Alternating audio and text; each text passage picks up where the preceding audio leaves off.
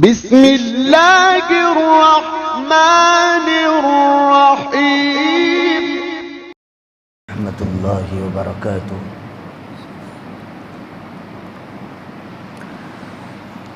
نحمده ونصلی علی رسولہ الکریم، اما بعد فاعوذ باللہ من الشیطان الرجیم، بسم اللہ الرحمن الرحیم۔ شہر رمضان الذی انزل فیہ القرآن ہدی للناس وبینات من الہدی والفرقان۔ وقال ایضا یا ایہا الذین آمنوا کتب علیکم الصیام کما کتب علی الذین من قبلکم لعلکم تتقون۔ وقال النبی صلی اللہ علیہ وسلم من صام رمضان ایمانا واحتسابا غفر له ما تقدم من ذنبه۔ وقال ایضا من قام لیلۃ القدر ایمانا واحتسابا غفر له ما تقدم من ذنبه۔ وقال النبی صلی اللہ علیہ وسلم هو شہر اولہ رحمۃ واوسطہ مغفرۃ وآخرہ عتق من النار، او کما قال علیہ الصلاۃ والتسلیم۔ اللہم صلی علی محمد فی اول واوسط وآخر کلامنا صلی اللہ علیہ وسلم۔ اللہم صلی علی محمد عدد ما فی علم اللہ کی صلاة دائمۃ بدوام ملک اللہ۔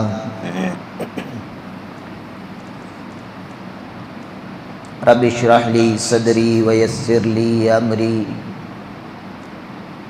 واحلل عقدۃ من لسانی یفقہوا قولی۔ تمام تعریفیں اس پاک پروردگار عالم کے لیے جس نے اپنی امت کے، اپنے بندوں کے گناہوں کو معاف کر کے جنت میں داخل کرنے کے لیے رمضان المبارک کی مبارک ساعت نصیب فرمائی۔ درود و سلام آقا مدنی سرکار دو عالم حضرت محمد الرسول اللہ صلی اللہ علیہ وسلم کی ذات پر، جن کے ذریعے سے اللہ تبارک و تعالی نے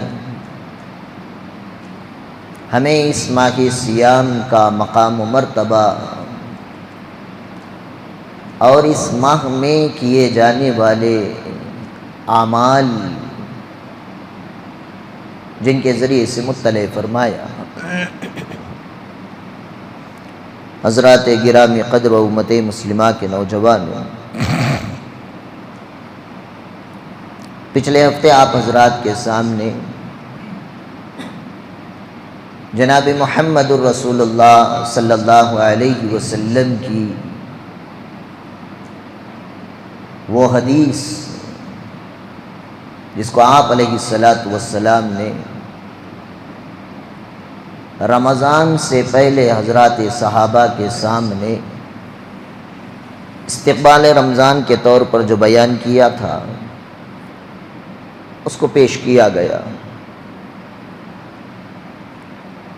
جس کے ہیڈنگز یہ ہیں: اللہ کے نبی صلی اللہ علیہ وسلم نے شعبان کی آخری تاریخ میں صحابہ کو اکٹھا فرما کر فرمایا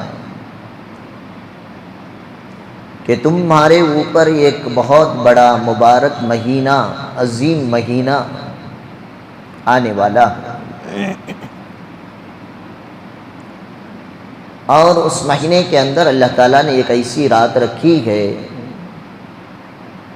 جو 1000 مہینوں سے بھی زیادہ بہتر ہے۔ اور یہ وہ رات ہے جسے لیلۃ القدر کہا جاتا ہے۔ روح القدس حضرت جبرائیل امی علیہ السلام اس دن نزول فرماتے ہیں۔ اسی کے ساتھ آپ علیہ السلام نے حدیث میں فرمایا، یہ وہ مہینہ ہے جس کے دن کے روزوں کو اللہ تعالیٰ نے فرض قرار دیا اور اس کے رات کے قیام کو ثواب کی چیز بنائی۔ اس مہینے میں جو نفل ادا کرے گا اللہ تعالیٰ ایک فرض کے برابر اجر و ثواب دیں گے، جو فرض ادا کرے گا اللہ تعالیٰ 70 فرائض کے برابر اسے اجر و ثواب دیں گے۔ فرمایا یہ وہ مہینہ ہے شہر الصبر، صبر کا مہینہ، اور صبر کا بدلہ جنت ہے، اور یہ وہ مہینہ ہے جو ہمدردی اور غمخواری کا مہینہ ہے۔ اور اگر اس میں کوئی کسی روزے دار کو افطار کرا دے،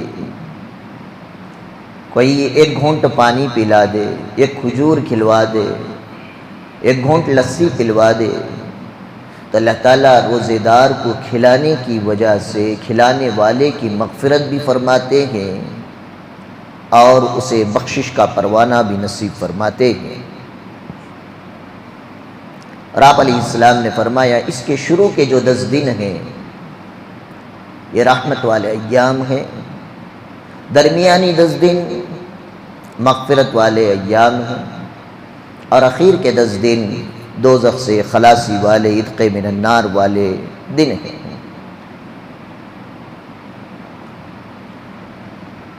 بخشش اور مغفرت کسے کہتے ہیں؟ اور اسی طرح اسی حدیث میں آپ نے پچھلے ہفتے سنا، آپ علیہ السلام نے فرمایا 2 کام اپنے لیے کیا کرو، ایک لا الہ الا اللہ، دوسرا استغفار۔ استغفار کا مطلب اللہ تعالیٰ سے مغفرت طلب کرنا، اللہ تعالیٰ سے چھٹکارا حاصل کرنا، اللہ کی ذات سے بخشش کا پروانہ حاصل کرنا۔ تو خلاصہ یہ ہے مغفرت کے معنی گناہوں سے معافی اور بخشش کا نام مغفرت ہے۔ گناہوں سے معافی، ہم سب گنہگار ہیں، ہر سوائے نبیوں کے آدم کے اولاد، ہر اولاد گنہگار ہے۔ اب اس گناہوں سے اللہ تبارک و تعالیٰ نے اگر مجھے اور آپ کو معافی دے دی، بخش دیا، تو آپ اس لائق ہو گئے کہ آپ جنت کے اندر داخل ہو جائیں گے۔ تو اب سوال یہ ہے کہ گناہ کسے کہتے ہیں؟ ہم لوگوں نے کیٹیگریاں بنا لی ہیں، انہیں اس کا مار کو کھا لیا، گناہ کر رہا ہے۔ یاد رکھیں گناہ کا ڈیفینیشن یہ ہے کہ جو بھی کام شریعت کے خلاف ہو، گناہ کا ڈیفینیشن ہے یہ، جو بھی کام شریعت کے خلاف ہو۔ اب شریعت کسے کہیں گے؟ یعنی یہ سمجھاتے سمجھاتے شیخیں ہی نکلتی جائیں گی، ہم نے دین کو کبھی سمجھنے کی کوشش نہیں کی۔ مختصراً یہ سمجھیں، قرآن اور احادیث میں جو چیزیں کرنے کا اللہ نے حکم دیا اور جس چیز کے نہ کرنے کا حکم دیا، اس کو شریعت کہتے ہیں۔ یہ مختصر تعریف ہے، اس کے اور بھی تعریفیں ہیں۔ تو جو بھی کام آدمی خلاف شرع اگر کرتا ہے، شریعت کے خلاف اگر وہ کام کرتا ہے، تو اس کام کو گناہ کہا جائے گا۔ اب یہ جو کام ہیں اس کے طریقے الگ ہیں، عبادات کے قبیل سے ہیں، روز مرہ کے قبیل سے ہیں، کاروبار کے قبیل سے ہیں، پڑوس کے قبیل سے ہیں۔ تو اتنی بات یاد رکھیں، شریعت قرآن اور حدیث نے جس کام کو کرنے کا حکم دیا اسے کریں، اگر نہیں کریں گے تو گناہ، جیسے نماز روزہ حج زکوٰۃ کرنا ہے، نہیں کریں گے گناہ ہوگا۔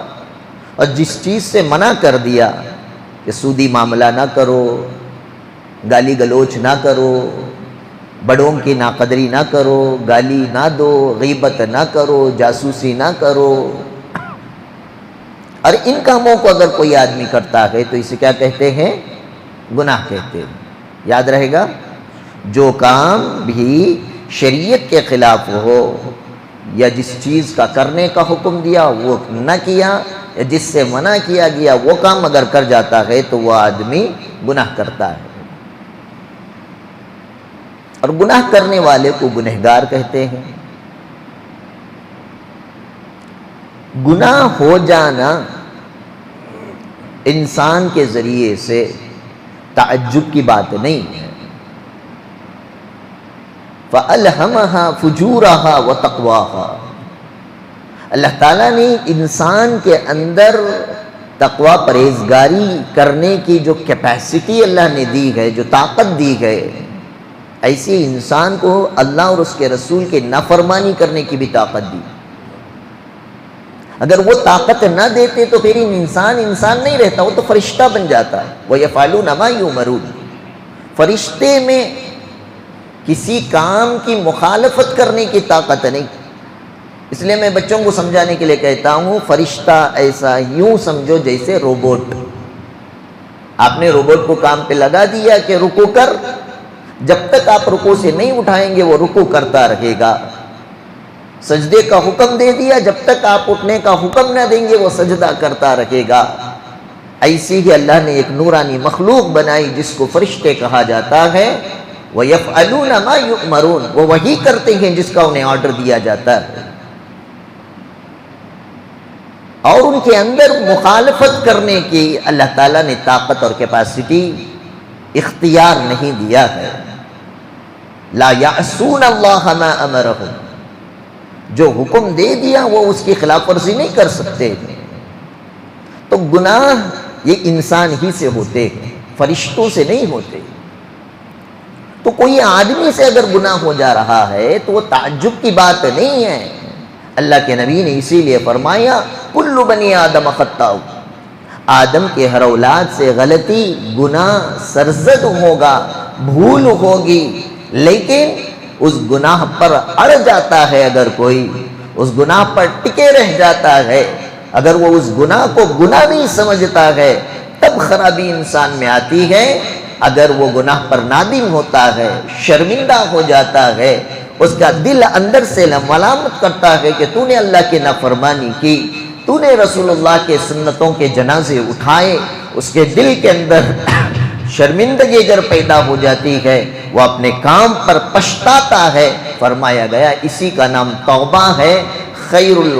خیر الخطائین توابین، گناہ کرنے والوں میں سب سے بہترین انسان وہ ہے جو اپنے گناہوں پر توبہ و استغفار کرتا۔ تو گناہ کی ضد اپوزٹ ہے توبہ۔ گناہ کرنے والا گنہگار، جو گناہوں سے بچ کر اللہ کے حکموں نبی کے طریقے پر زندگی گزارنے والا متقی۔ گنہگار کا اپوزٹ متقی، پرہیزگار، ڈر کر زندگی گزارنے والا۔ اللہ تعالیٰ نے قرآن میں فرمایا اے ایمان والو، ہم نے تم پر روزے فرض قرار دے دیے گئے۔ یہ تم پر ہی نہیں، تم سے پہلے لوگوں پر بھی روزے فرض قرار دیے تھے۔ کیوں دیے فرض قرار؟ لعلکم تتقون، تاکہ تم لوگ کیا بن جاؤ؟ متقی بن جاؤ، پرہیزگار بن جاؤ، یعنی گناہوں سے بچ کر زندگی گزارنے والا، اللہ سے ڈر کر زندگی گزارنے والا۔ متقی کے دو معنی، ایک ڈرنے والا، ایک پرہیزگار، بچ کر زندگی گزارنے والا۔ اب یہاں پہ متقیوں کی تعریف کرتے ہوئے متقی کسے کہتے ہیں لکھا گیا، قدرت کے ہونے کے باوجود، اسباب کے موجود ہونے کے باوجود اگر کوئی اللہ کی نافرمانی نہیں کرتا ہے تو وہ متقی، اور اگر نافرمانی کر دیتا ہے تو وہ گنہگار ہوتا ہے۔ قدرت بھی رہنا، اب اندھا بولے کہ میں لڑکی نہیں دیکھتا، میں پکچر نہیں دیکھتا، تو وہ کمال نہیں ہے، وہ مجبور ہے۔ اگر مکہ گونگا آدمی بولے کہ میں کسی کی غیبت نہیں کرتا، میں جھوٹ نہیں بولتا، اس کی تو زبان ہی نہیں ہے کہ وہ کیسے غیبت کرے، یہ کمال نہیں ہے۔ اگر بوڑھا آدمی کہے کہ میں غلط بات نہیں سنتا، تو یہ کمال نہیں ہے، کیونکہ اس کی قدرت ہی نہیں ہے۔ قدرت بھی ہو اور گناہ کرنے کے اسباب بھی موجود ہو، اس کے باوجود وہ آدمی اللہ کی نافرمانی نہیں کرتا تو وہ متقی، اللہ کی نافرمانی اگر کرتا ہے تو وہ گنہگار ہوتا ہے۔ مثال کے طور پر آپ نے یہاں پہ آنے سے پہلے وضو کیا، کرے کہ نہیں بھائی؟ منہ میں پانی لیے کلی کرنے، قدرت تھی وہ پانی آپ پی سکتے تھے، قدرت تھی نہیں تھی؟ اگر پیتے تو کسی کو پتا چلتا؟ نہ پتا چلتا۔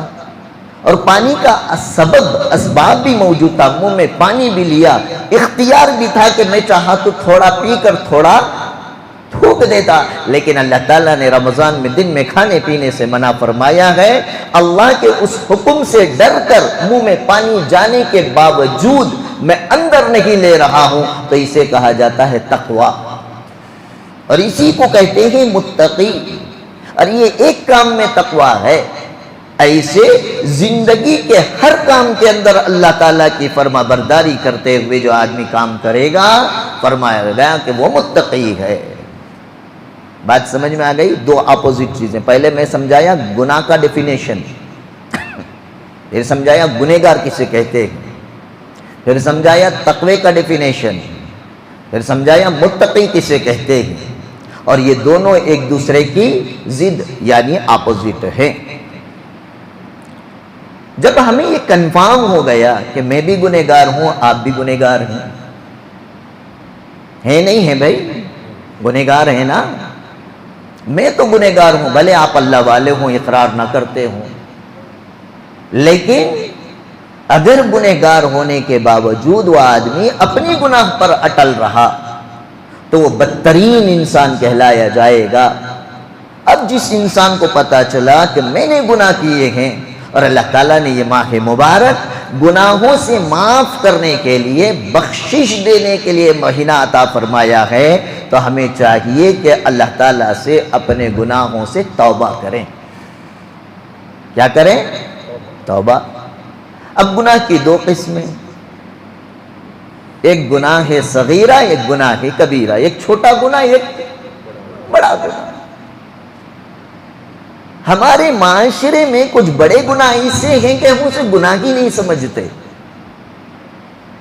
مثال کے طور پر کسی مسلمان کو تکلیف دینا حرام ہے نہیں ہے بھائی؟ حرام بڑا گناہ ہے، چھوٹا بڑا گناہ ہے، لیکن ہم اس کی پرواہ نہیں کرتے۔ جہاں چاہے اپنی سہولت کے حساب سے ہم درمیان میں گاڑی ٹھہرا کے اپنا کام کرتے رہتے ہیں، آنے جانے والوں کو دقت ہوتی ہے۔ کل ہی عصر کے بعد کا واقعہ ہے، 4th کلاس میں شفا میڈیکل کے پاس میں ٹھہرا تھا، عمر اسکول کے آگے ایک سپیڈ بریک لگا ہے، بڑا عجیب ہے، لوگوں نے ڈالا ہے، وہ گاڑی جب اس پہ اڑتی ہے چلتی ہے تو ہینڈل بھی مڑ سکتا ہے، بڑا ٹیڑھا ہے۔ وہاں پر ایک نوجوان سپیڈ بریک پار کر کے اپنی گاڑی ٹھہرا کر ہے،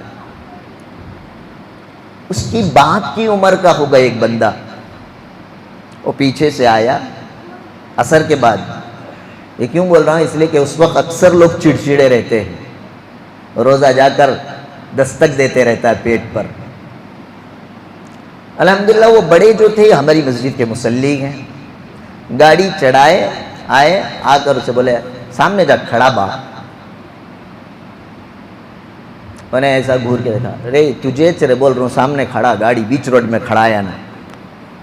باپ کی عمر کا ہے، بول دیا تو کیا گیا، غلطی تھی نا، ماننا چاہیے ہمیں اپنی غلطی۔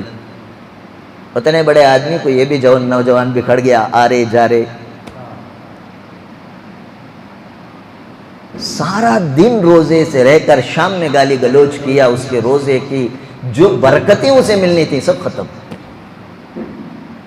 میں وہیں پہ گاڑی پہ بیٹھے بیٹھے دونوں کو اشارہ کیا، بس چلیے آپ لوگ، اللہ انہیں جزائے خیر دے، احترام میں وہ آگے بڑھ کر چلے گئے، ورنہ اچھی خاصی لڑائی ہو جاتی۔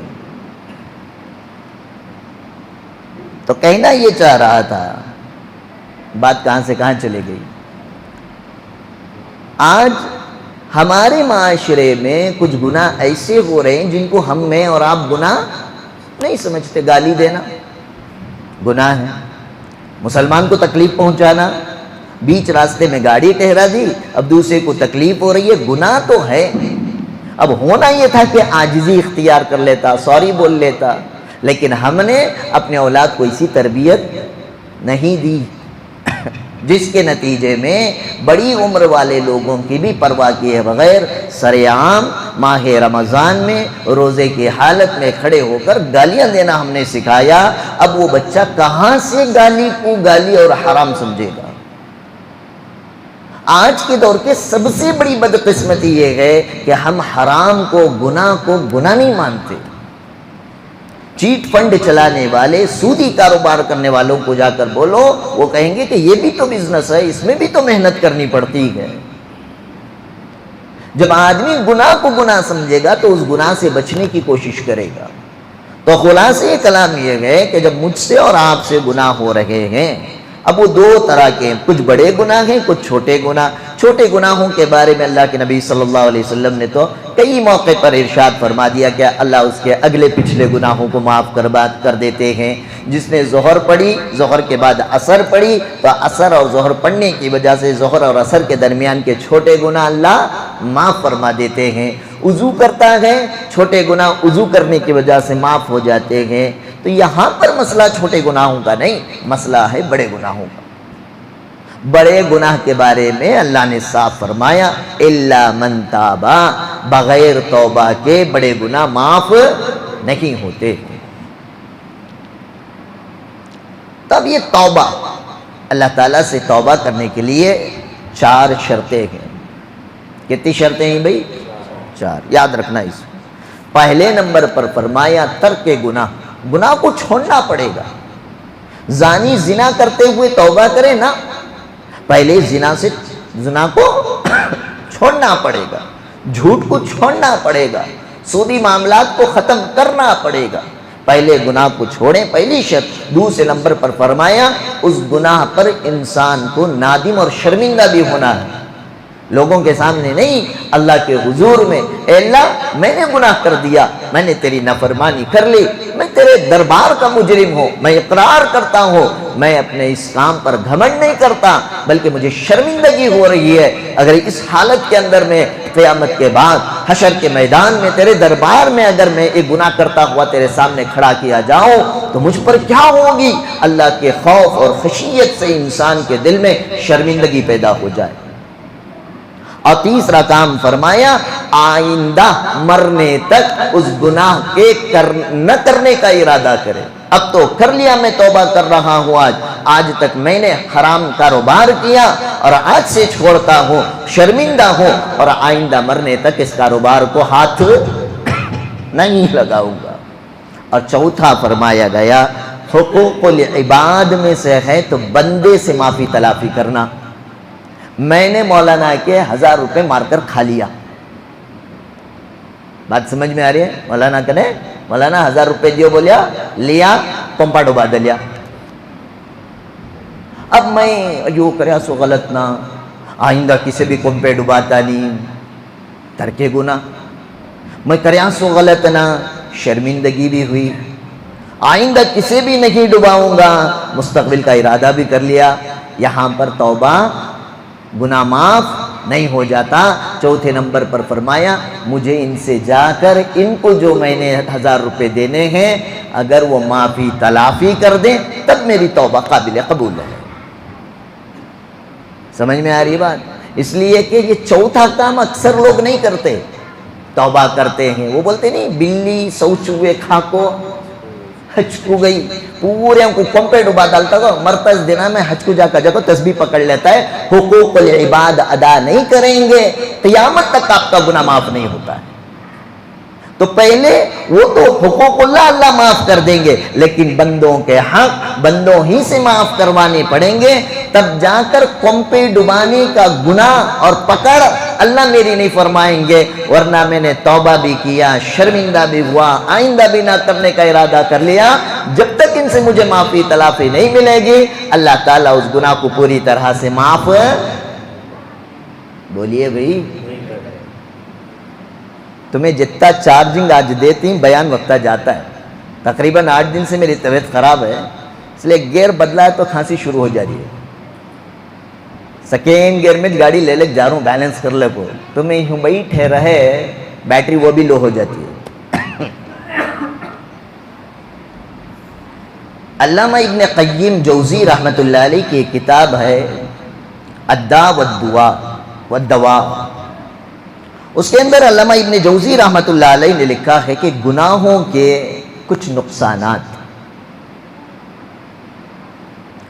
آخرت میں تو اللہ تعالیٰ گناہ کی پکڑ فرمائیں گے، لیکن دنیا میں بھی گناہوں کے کچھ نقصانات ہو رہے ہیں. انسان اپنی زندگی میں ٹٹول کر دیکھے، اگر میری زندگی میں وہ چیز ہے تو غور کریں کہ میں کسی نہ کسی گناہ میں مبتلا ہوں، مجھے اس گناہ سے توبہ کرنا پڑے گا. علامہ ابن القیم الجوزی رحمۃ اللہ علیہ نے لکھا، پہلی چیز گناہوں کی نحوست یہ ہوگی انسان کو نیکی کرنے کا دل نہیں چاہتا.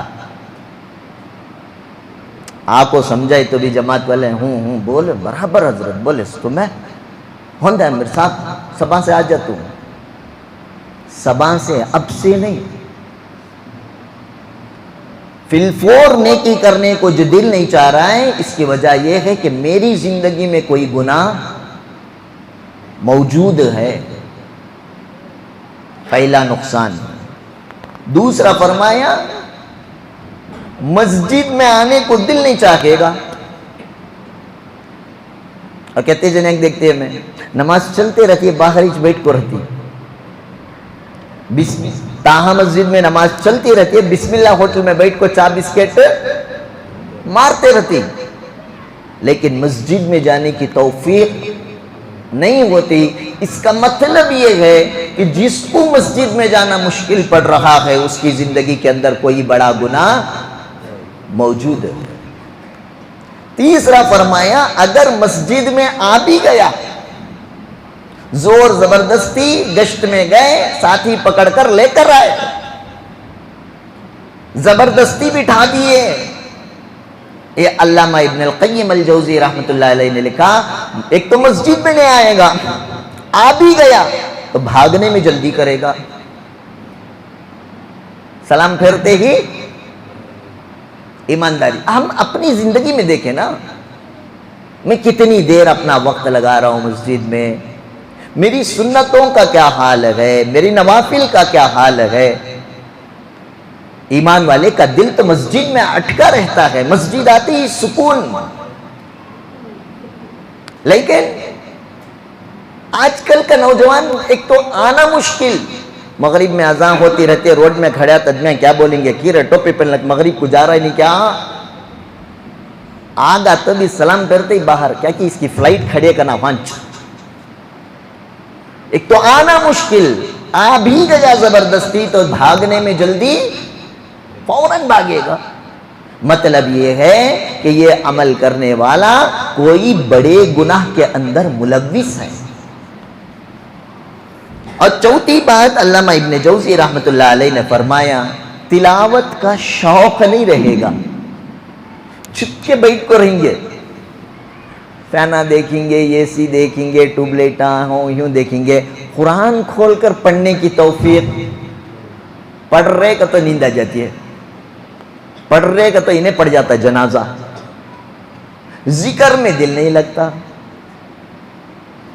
ایمانداری سے اپنے آپ سے ہم پوچھ لیں، آنکھ بند کر کے اللہ کو تحلیل کرتے ہوئے، لا الہ الا اللہ پڑھتے ہوئے، اللہ تیرے سوا کوئی عبادت کے لائق نہیں. دل کے استحزار کے ساتھ ہم نے کب ذکر کیا تھا؟ سبحان اللہ سبحان اللہ سبحان اللہ سبحان اللہ سبحان اللہ. یہ ذکر نہیں ہے, یہ رٹا ماری وغوی یہ ذکر ہے, اس کا کوئی اجر اور ثواب نہیں. سبحان اللہ, پاک ہے میرا پروردگار, اس کا استحزار ہو. الحمدللہ, تمام تعریفیں اس اللہ کے لیے. اللہ اکبر, ہر چیز سے بڑا, کائنات میں سب سے بڑا اگر کوئی ہے تو وہ اللہ کی ذات ہے, دکان مکان نہیں ہے. اس استحزار کے ساتھ ایک مرتبہ سبحان اللہ بولے گا تب جنت میں درخت لگے گا. ہم نے فضیلتیں سنی, پکڑا لے تسبیح کا دانہ, خٹ خٹ سبحان اللہ سبحان اللہ سبحان اللہ سبحان اللہ مار رہے ہیں. خدا کی قسم ایسی سبحان اللہ سے آپ کو کچھ نہیں ملنے والا ہے. تو فرمایا گیا کہ ذکر میں دل نہیں لگے گا, تلاوت میں دل نہیں لگے گا تو سمجھ لو کہ ہماری زندگی کے اندر کوئی بڑا گناہ موجود ہے. فرمایا دعا کے لیے بیٹھیں گے لیکن دعا میں دل نہیں لگے گا.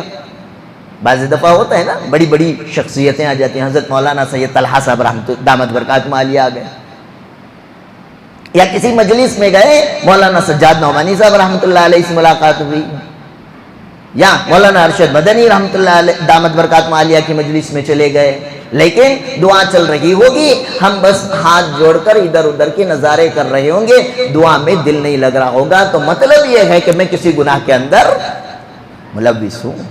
ورنہ جس آدمی کو اللہ گناہوں سے بچا لے, وہ اگر یوٹیوب کے اندر بھی اگر مولانا کی کسی کوئی بیان سن رہا ہو پیر صاحب کا, اور اس پیر صاحب نے اپنے بیان کے بعد اگر کلمات توبہ پڑھا رہے ہوں, یہ بھی ادب سے بیٹھ کر کلمات توبہ پڑھے گا, وہ ان کی آن لائن دعا کے اندر شامل ہوگا. یہ علامت ہے اس بات کی کہ اس آدمی نے اپنے بڑے بڑے گناہوں سے توبہ کیا, نادم ہوا, آئندہ نہ کرنے کو اس نے ارادہ کر لیا, اور حقوق العباد کی معافی تلافی کر لی. اب اللہ تبارک و تعالیٰ اسے نیکی کرنے کی توفیق اور موقع عنایت فرما رہے ہیں. آخر میں بہت ساری باتیں لکھنے کے بعد ابن قیم الجوزی رحمۃ اللہ علیہ فرماتے ہیں, گناہوں کا نقصان یہ ہوتا ہے, ہر نیکی سے دور ہوتے ہوتے انسان آخری وقت میں کلمات کفر کہنے پر مجبور ہو جاتا ہے. آج دیکھو ہمارے معاشرے میں کوئی آدمی کفر کا جملہ کہتا ہے لیکن ماننے کو تیار نہیں. او جی نماز کو جا رہے, میں کو سا گناہ کریوں نماز پڑھنے, یہ کلمات کفر ہے. اللہ ہم سب کی حفاظت فرمائے. اس کا مطلب یہ ہے کہ نماز پڑھنے والا گنہگار, نعوذ باللہ اللہ حفاظت فرمائے, نقل کفر کفر نباشت کہہ رہا ہوں. تو کیا ہمارے نبی سے زیادہ کسی نے نمازیں پڑھی؟ کیا مطلب بیان کر رہا ہے؟ ایک اچھے خاصے اسکالر کو میں نے سنا کہ اس نے بیان میں کھڑے ہو کر کہہ دیا, مجھے لمبی داڑھی والے یہودی نظر آتے ہیں. الامان الحفیظ, اللہ ہمارے ایمان کی حفاظت فرمائے. اب بتاؤ صدیق اکبر کی داڑھی کتنی تھی, نبی اکرم کی داڑھی کتنی تھی, عمر فاروق کی داڑھی کتنی تھی. اب ان چہروں کو دیکھ کر تجھے اگر یہودی یاد آ رہا ہے, خدا کی قسم مجھے ڈاؤٹ ہے تیرے ایمان کے اندر خطرہ ہے. دھڑلے سے سب کے اسپیچز سنتے ہیں, سب اسکالرز کو سنتے ہیں, لیکن وہ کس جملے سے کفر کا کون سا کلمہ کہہ پڑا, آج ہمیں اس کی طرف توجہ نہیں ہوتی. اسی لیے علامہ ابن القیم الجوزی رحمۃ اللہ علیہ نے فرمایا, جب کسی انسان کے اندر گناہ رہتا ہے, وہ گناہوں کے نتیجے ایسے ہوتے ہیں کہ وہ اپنی زندگی کے اندر کلمات کفر کہہ کر ایمان کے دائرے سے تو خارج ہو جاتا ہے, لیکن وہ اپنے آپ کو مسلمان سمجھتے رہتا ہے. کہ مامو روزہ رکھتے نہیں, یار ہے کیا میں جگت میں ہی میں روزہ رکھنے, بولتے نہیں بولتے جملے, یہ کلمات کفر ہے. حتیٰ کہ یہاں تک علامہ ثناء اللہ پانی پتی رحمۃ اللہ علیہ نے فرما دیا, کسی حرام چیز کو آدمی بسم اللہ بول کر کھاتا ہے, وہ ایمان کے دائرے سے نکل کر کافر شمار ہو جاتا ہے. آج کھاتے وقت میں یہ تو پوچھ لیتے ہیں کہ KFC اور میکڈونالڈ میں جو چکن آتا ہے یہ حلال ہے یا حرام, کہاں سے ان کو سرٹیفکیٹ مل رہی ہے. لیکن ایمان والا یہ نہیں پوچھتا, چیٹی فنڈ کے رقم سے اور فائنانس چلانے والا اپنے حرام کی کمائی سے جو تمہارے لیے افطار کا انتظام کر رہا ہے, کبھی آپ نے کھانے سے پہلے پوچھا کہ اس کا کھانا حلال ہے یا حرام ہے؟ اور دھڑلے سے بسم اللہ بول کر کھا رہے ہیں، ہمارے ایمان کے سودے ہو رہے ہیں۔ اسی لیے جناب محمد الرسول اللہ صلی اللہ علیہ وسلم نے ارشاد فرمایا قیامت کے قریب ایک ایسا زمانہ آئے گا، صبح کا مومن شام میں کافر، شام کا مومن صبح میں کافر۔ کیا مطلب ہے؟ علامہ ابن القیم الجوزی رحمۃ اللہ علیہ نے فرمایا جب انسان بڑے گناہوں کا مرتکب بن جاتا ہے، نیکی کو اس کا دل نہیں چاہتا، نتیجتاً وہ کفر کے کلمات کہہ دیتا ہے، اسے پتہ بھی نہیں چلتا کہ وہ ایمان کے دائرے میں باقی ہے یا ایمان سے نکل چکا ہے۔ آگے لکھا گیا گناہوں کی سب سے بڑی نحوست یہ ہے کہ انسان کے دل میں بے چینی رہتی ہے، سکون نہیں رہتا، اطمینان نہیں رہتا۔ الا بذکر اللہ کی تطمئن القلوب، اللہ نے دلوں کا اطمینان اللہ کے ذکر میں رکھا ہے، اور جہاں ذکر سے ہٹے، اللہ کی نافرمانیاں کی، زندگی کے اندر سکون ختم ہو گیا، بے چینیاں آتی چلی گئیں، پھر پریشان ہونے لگا۔ اب ہوتا کیا ہے، ڈاکٹر کے پاس جاتے ہیں، ڈاکٹر صاحب ہول ہو رہا ہے، ہول۔ اب ڈاکٹر بھی پریشان، یہ کوسی رہے نبی بیماری، بے قراری، کماروں حضرت کمائی اچھی ہو رہی ہے لیکن زندگی میں سکون نہیں، ضرورتیں پوری نہیں ہو رہی، بچوں کے ڈیمانڈز ختم نہیں ہو رہے ہیں۔ پتہ یہ چلا کہ میں اور آپ کسی گناہ میں ملوث ہیں، ہمیں اس گناہ کو چھوڑنا پڑے گا، اس گناہ پر نادم اور شرمندہ ہونا پڑے گا۔ اگر حقوق العباد میں سے ہیں تو بندے سے معافی تلافی کرانی پڑے گی۔ اب جب توبہ کر لیں گے تو چھوٹا سا چھوٹا نیک عمل بھی آپ نے روزے کا رکھ لیا، آپ نے تراویح کا اہتمام کر لیا، آپ نے قرآن کا اہتمام کر لیا، آپ نے ذکر کا اہتمام فرما لیا۔ فرمایا گیا کہ اللہ تبارک و تعالی نیک کام کی وجہ سے اس کی زندگی کے اندر برکت کے فیصلے فرماتے ہیں، رزق میں برکت ہو جاتی ہے، صحت میں برکت ہو جاتی ہے، وقت میں برکت آ جاتی ہے، کاموں میں برکت آ جاتی ہے۔ آپ ایک کام کو کرنے کے لیے کھڑے ہوں، آپ کی مدد کرنے والے 10 احباب آپ کے ساتھ آئیں گے۔ آپ ایک آواز اٹھائیں، آپ کے آواز پر لبیک کہنے والے افراد اللہ تعالیٰ پیدا فرما دے گا۔ اس میں میرا اور آپ کا کمال نہیں، اس میں رب ذوالجلال کی اطاعت و فرما برداری کا کمال ہے۔ ورنہ اندازہ لگائیں، یہ کوہ صفا پر کھڑے ہو کر حضور اکرم صلی اللہ علیہ وسلم نے اعلان فرمایا تھا کہ اللہ نے مجھے نبی بنا کر بھیجا ہے۔ اس وقت پوری دھرتی پر کوئی ایک بندہ بھی اللہ کا ماننے والا موجود نہیں تھا۔ 23 سال کے عرصے میں اللہ کے نبی نے اور صحابہ نے ایسے اعمال کو اختیار فرمایا، اللہ سے ایسا ایمان مضبوط فرمایا کہ فتح مکہ کے موقع پر 1,80,000 مسلمان موجود تھے۔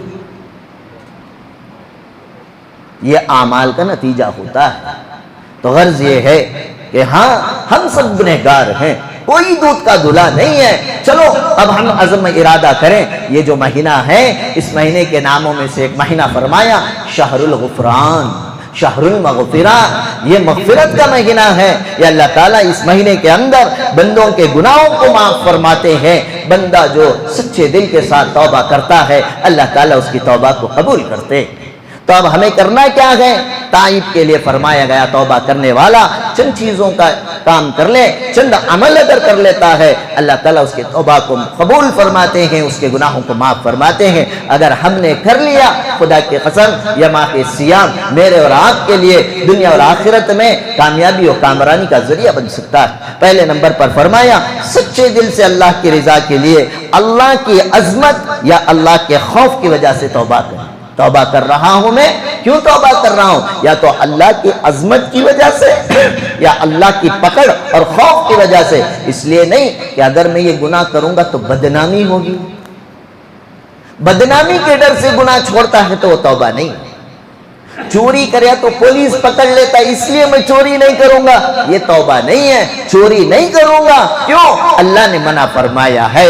اگر میں کروں گا اللہ میری پکڑ فرمائیں گے، اس وجہ سے اگر چھوڑتا ہے تو اس کی توبہ ہے۔ جوا نہیں کھولوں گا اس لیے کہ اس میں بہت نقصان ہوتا ہے۔ سٹے بازی نہیں کروں گا، IPL میں نہیں جاؤں گا، وٹا نہیں کھیلوں گا، کیوں؟ پولیس پکڑ لیتی ہے۔ اس خوف سے اگر وہ گناہ کو چھوڑتا ہے تو یہ توبہ نہیں۔ اللہ اور اس کے رسول نے منع فرمایا ہے جوے سے، شراب سے، نشے سے، اس لیے میں توبہ کرتا ہوں۔ تو فرمایا گیا کہ وہ توبہ قابل قبول ہے۔ پہلی شرط توبہ کی۔ اور دوسری شرط فرمائی گئی کہ جن برے دوستوں کی صحبت میں رہ کر ہم گناہ کرتے ہیں ان برے دوستوں کو بھی چھوڑنا پڑے گا، برے دوستوں سے جدائی اختیار کرنی پڑے گی۔ ہمیں بولتے نہیں ہمارا بچہ ویسا نہیں، اس کے دوستاں ذرا ویسے۔ ہر ماں کو اپنا بچہ اچھا ہی نظر آتا ہے۔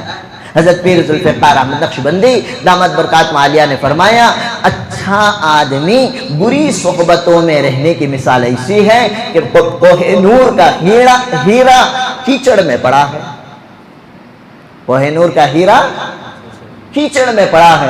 اب وہ کوہ نور کو اگر تم پاک کرنا چاہو تو اس کوہ نور کو کیچڑ سے اٹھا کر دھوئیں گے تو وہ پاک ہوگا، ورنہ وہ کیچڑ میں ہی رکھ کر آپ اس پہ 10 بالٹیاں پانی ڈال دیں تب بھی وہ کوہ نور پاک نہیں ہوگا۔ اگر آپ پاک بننا چاہتے ہیں، گناہ کو چھوڑنا چاہتے ہیں، جن دوستوں کی صحبت میں رہ کر تم نے گناہ کیا ان دوستوں کو چھوڑنا پڑے گا۔ اگر ان دوستوں کے ساتھ رہ کر میں پرہیز کر لوں گا، سوچیں 4-5 دن یا 4-5 مہینے تو کنٹرول ہو سکتا ہے، لیکن دوستی کا اثر ایک نہ ایک دن غالب ہو کر رہے گا۔ حضرت شیخ الحدیث زکریا صاحب رحمت اللہ علیہ نے لکھا کہ اچھا دوست ایسا ہے جیسے عطار معلوم عطر بیچنے والا، عطر بیچنے والا۔ اگر کوئی دوست عطر بیچتا ہے، آپ اس کی دکان پر چلے گئے، بھلے آپ عطر نہ لگائیں پھر بھی اس کی دکان سے تمہیں خوشبو ضرور ملے گی۔ اور برا دوست ایسا ہے جیسے کوئلے کی کھان اور بھٹی رکھا ہو، بھلے آپ کو وہ کوئلہ نہیں لگائے گا لیکن جب آپ اس کی بھٹی میں سے گزریں گے وہ کوئلے کے پرزے، وہ کوئلے کا یہ دھواں میں اڑتا ہوئی گندگی آپ کے کپڑوں کو گندا ضرور کر دیتی۔ اس لیے جیسے آپ ہیں، اگر آپ نیک بننا چاہتے ہیں نیکوں کی صحبت اختیار کرنی پڑے گی، برے دوستوں کو چھوڑنا پڑے گا۔ فرمایا گیا ہر روز وتر کی نماز میں اور آپ کھڑے ہو کر اللہ کے دربار میں کہتے ہیں وَنَخْلَعُ وَنَتْرُكُ مَنْ يَفْجُرُ، اے اللہ میں علاقی اختیار کرتا ہوں، میں چھوڑ دیتا ہوں ہر اس انسان کو جو تیری نافرمانی کرتا ہے۔ اللہ کے دربار میں روز وتر میں کھڑے ہو کر ہمیں اقرار تو کرنے، لیکن ہماری صحبتیں غلط ہیں، ہماری دوستیاں غلط کے ساتھ اگر ہو رہی ہیں تو اللہ سے کیے ہوئے وعدے پر کہاں عمل ہو رہا ہے؟ اس لیے فرمایا گیا دوسرے نمبر پر اپنے دوستوں کو سیدھا کرے، یعنی برے دوستوں سے جدائی اختیار کرے۔ اور تیسرے نمبر پر فرمایا انجانے میں اگر گناہ ہو جائے تو توبہ کے بعد دوبارہ اگر انجانے میں گناہ ہو جائے فوراً توبہ کرے، تاخیر نہ کریں۔ اس لیے تاخیر اگر ہو گئی اب تو کر لیا اور ایک بار کر لیں گے، یہ آ جائے گا چانسز۔ گناہ ہوا فوراً توبہ استغفار کیا، اور گناہ میں تاخیر ہوئی ڈبل توبہ اور ڈبل اللہ تعالیٰ کو منانے کی کوشش کریں۔ نتیجہ کیا ہوگا؟ گناہوں پر توبہ کریں گے۔ جو شیطان تمہیں گناہوں میں لے کر جاتا ہے وہی شیطان تمہیں اچھائی میں لے کر جائے گا۔ مشہور واقعہ حضرت امیر معاویہ رضی اللہ تعالیٰ نے ایک مرتبہ تہجد میں اٹھے نہیں، آنکھ لگ گئی تھی، تاخیر ہو گئی، سارا دن امیر معاویہ رضی اللہ تعالیٰ نے ایسی توبہ کی، اتنا رویا، 24 گھنٹے اللہ تعالیٰ سے توبہ استغفار کیا۔ دوسرے دن تہجد کے وقت شیطان آ کر جگانے لگا۔ امیر معاویہ نے پوچھ لیا کہ تو کون ہے؟ میں شیطان ہوں۔ ارے تو گناہوں کو لے کر جانے والا، نیکیوں سے روکنے والا، آج تو کیوں میرے لیے تہجد کو جگا رہا ہے؟ تو اس نے کہا کل تم نے جو تہجد چھوڑ کر ایسی توبہ کی، ایسی معافی مانگی، تہجد پڑھنے پر جو مقام ملتا تھا اس سے زیادہ کل تمہیں مقام مل گیا۔ میں نہیں چاہتا تمہارا مقام اور زیادہ ہو، اس لیے میں نے تمہیں تہجد کے لیے بیدار کر دیا۔ اعمال جب اچھے ہوتے ہیں شیطان آپ کے تابع ہو جاتا ہے، لیکن ہم خود شیطان کے ایجنٹ بنے، ورنہ ایمانداری سے بتائیں رمضان میں شیطان کہاں رہتا ہے؟ اللہ نے تو قید کر کے ڈال دیا نا، پھر بھی گناہ ہو رہے نہیں ہو رہے۔ 11 مہینے کی جو صحبت ہمیں شیطان کی ملی، ہم شیطان کے ایجنٹ بن گئے۔ اس کی تو چھٹی، وہ تو آرام سے ہے 1 مہینہ، وہ تو کہے گا کہ میرے ہیں یار دوست یہ سنبھال لیں گے۔ تو فرمایا گیا انجانے میں اگر گناہ ہو جائے فوراً توبہ کرے، توبہ میں تاخیر ہو تو ڈبل توبہ کریں۔ اور چوتھے نمبر پر فرمایا نفس پر کبھی اعتماد نہ کریں، نفس پر کبھی اعتماد نہ کریں اپنے آپ پر. میں نہیں حضرت ہمارے گھر میں ویسی پرورش نہیں کریں. انہوں بیٹ کو پورے گانجے مارن دے, میں ایک سپلے کو نہیں مارتا. یاد رکھیں نفس 3 طرح کا ہے. نفس 3 طرح کا ہے. ایک ہے نفس مطمئنہ جس سے گناہ ہوتا ہی نہیں. یا ایتھا النفس المطمئنہ ارجعی الی ربک راضیۃ مرضیہ فادخلی فی عبادی وادخلی جنتی. اس مقام پر پہنچنے کے لیے بہت پاپڑ بیلنے پڑیں گے. اور دوسرا ہے نفس لوامہ, لا اقسم بیوم القیامہ ولا اقسم بالنفس اللوامہ. نفس لوامہ اس نفس کو کہتے ہیں کہ اس سے گناہ تو ہو جاتا ہے, گناہ تو ہو جاتا ہے, لیکن فوراً اس کا دل اسے ملامت کرتا ہے کہ تو نے گناہ کیا, توبہ کر. اب بتاؤ, نماز چھوڑا, گناہ ہوا, نفس لوامہ ہوگا, اس کا دل اسے ملامت کرے گا, وہ نماز ادا کرے گا, پھر جرم کی شکل میں 2-4 نفلیں زیادہ پڑے گا. اور تیسرا نفس فرمایا وما ابرئ نفسی ان النفس لامارۃ بالسوء. نفس امارہ یہ ہمیشہ انسان کو برائی کی طرف کھینچ کر لے کر جاتا ہے. اس لیے اپنے نفس پر کبھی بھروسہ مت کرنا. ہم تو یہ سوچیں گے کہ برے دوستاں رہے تو رہندے, میں تو بہت اچھا, میں ان کے ہتھ کنڈوں میں آنے والا نہیں ہوں. فرمایا گیا کہ اپنے نفس پر کبھی اعتماد مت کرنا. یہی نفس تمہیں تمہاری دوستی کی وجہ سے تمہیں بگاڑ کر برے راستے پر لے کر جائے. اور 5ویں نمبر پر فرمایا گناہوں کے اسباب کو بھی ختم کرو. شراب پیتا تھا, گھر کے اندر شراب کی بوتلیں تھیں, بوتلوں کو بھی پھوڑ دو. سٹا چلاتا تھا, سٹے کے آلات بھی توڑ دو. ریس کورس میں گھوڑے پر لگاتا تھا, ریس کورس کے روڈ پہ جانا چھوڑ دو.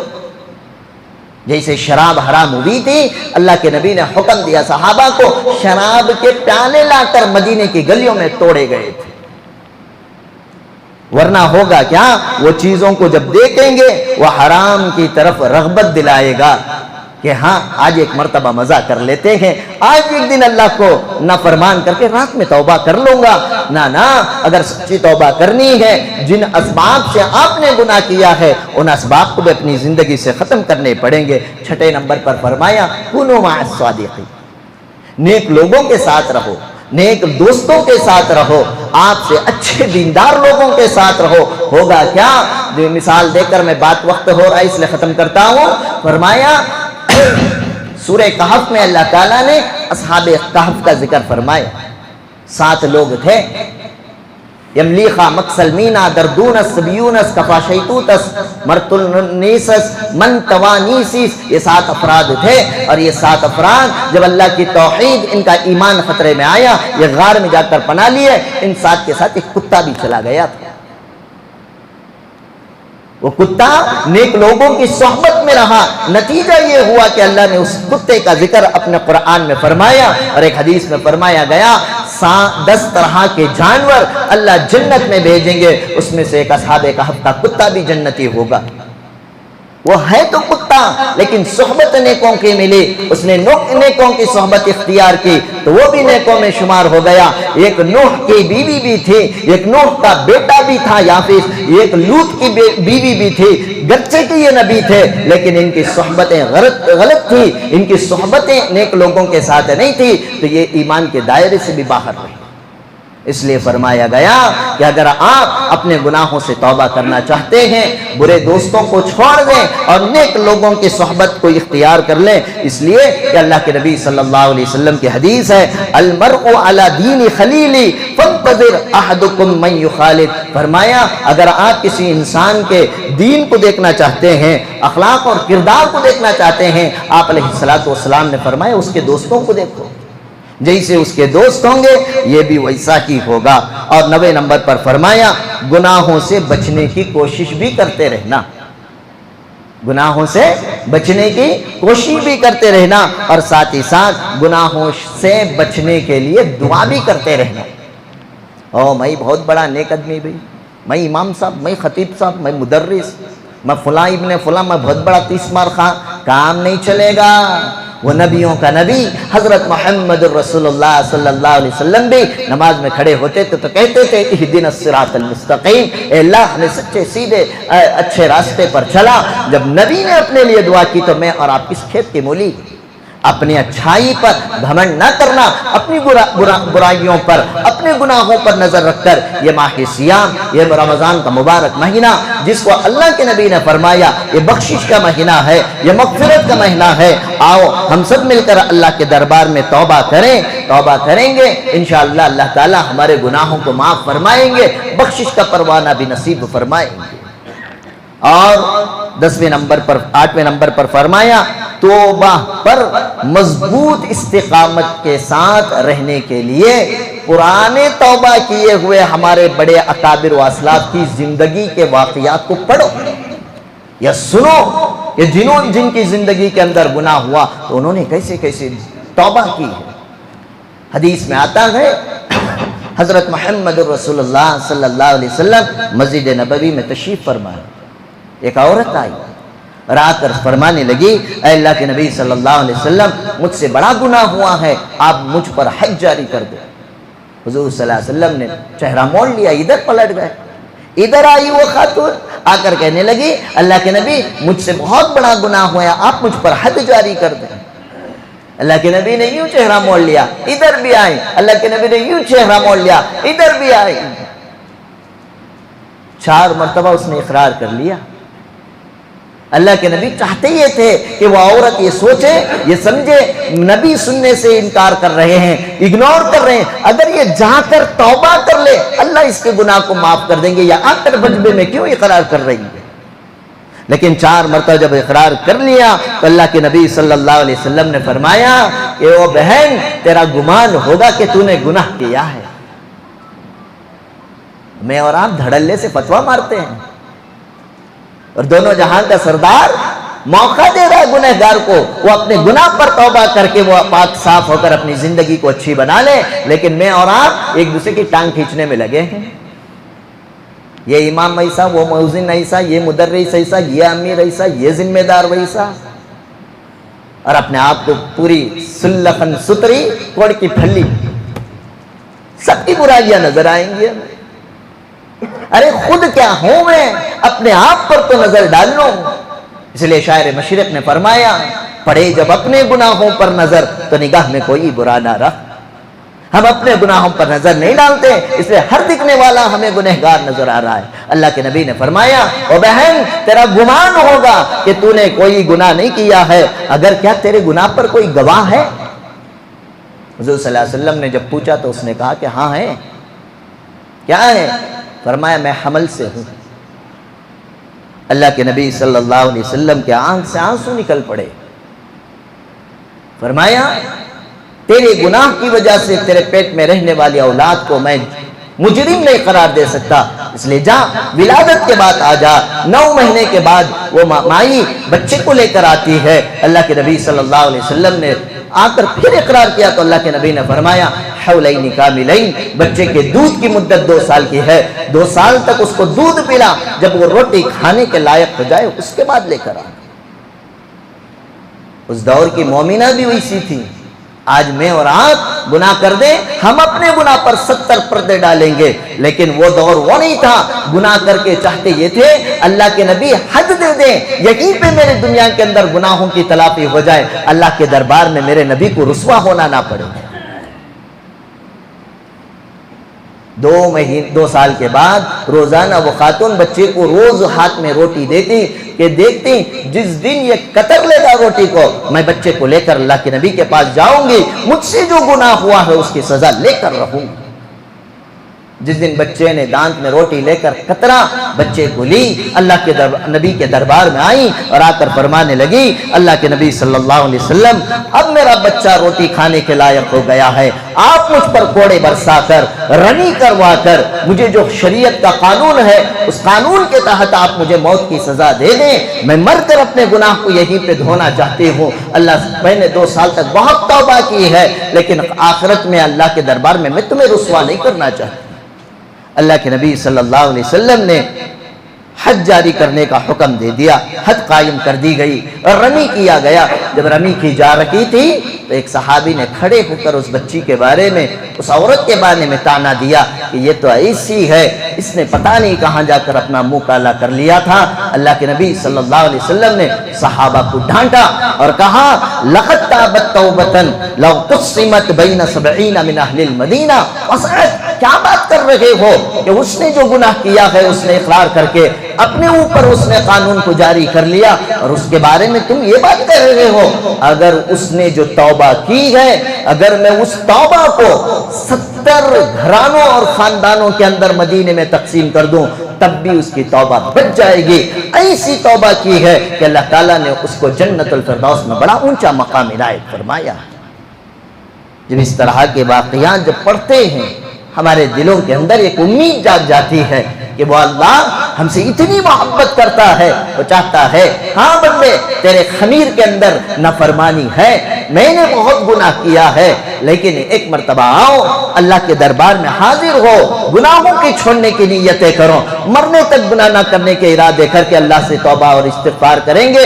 اللہ کے نبی نے فرمایا یہی مہینہ تو ہے جس میں اللہ تعالیٰ مغفرت کے دروازے کھول دیتے ہیں، جنت کے 7 دروازوں کو کھول کر ایمان والوں کا استقبال کیا جاتا ہے، غلقت الابواب النار کہ اللہ تعالیٰ دوزخ کے دروازوں کو بند فرما دیتے ہیں۔ اگر اس مہینے میں بھی ہم نے اپنے گناہوں پر توبہ نہ کی، اللہ سے مغفرت حاصل نہ کی، پھر وہ کون سا موقع ہوگا جب ہم اپنے گناہوں سے توبہ کریں گے؟ اس لیے آپ سے گزارش ہے کہ اس ماہ کے صیام کے اندر اللہ کے نبی صلی اللہ علیہ وسلم نے فرمایا یہ مغفرت کا عشرہ آنے والا ہے اور یہ پورے کا پورا مہینہ مغفرت کا مہینہ ہے۔ اللہ تعالیٰ بندوں کی معافی تلافی توبہ کو قبول کرتے ہیں۔ اس لیے آپ تمام آپ سے گزارش ہے آپ اپنے اپنے اعتبار سے، انفرادی اعتبار سے 2 رکعت توبہ کی نماز پڑھیں، اللہ کے دربار میں کہیں اللہ میں بہت بڑا مجرم ہوں، ہمارے گناہوں کی نحوست عالم اسلام آج پریشان ہے، فلسطین کا مسلمان پریشان ہے،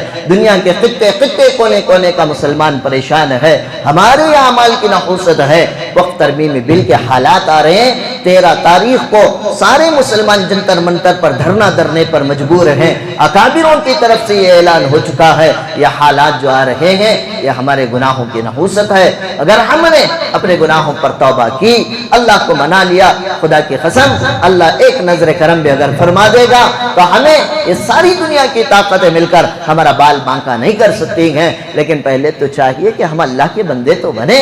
اللہ کے بندے بننے کے لیے اللہ کی اطاعت، رسول اللہ صلی اللہ علیہ وسلم کے پاکیزہ طریقے کو اختیار کریں اور اپنے گناہوں پر نادم اور شرمندہ ہو کر اللہ تبارک و تعالیٰ سے توبہ استغفار کریں۔ اللہ تعالیٰ سے دعا ہے اللہ تعالیٰ اس ماہ سیام، ماہ مبارک رمضان المبارک کی مقدس ساعتوں کے بدلے اللہ تعالیٰ ہم سب کی مغفرت فرمائے، ہم سب کے توبہ کو قبول فرمائے، اللہ تعالیٰ ہمارے درجات کو بلند فرمائے، نیک وکاروں میں اللہ ہم سب کا شمار فرمائے۔ آخر میں ایک اعلان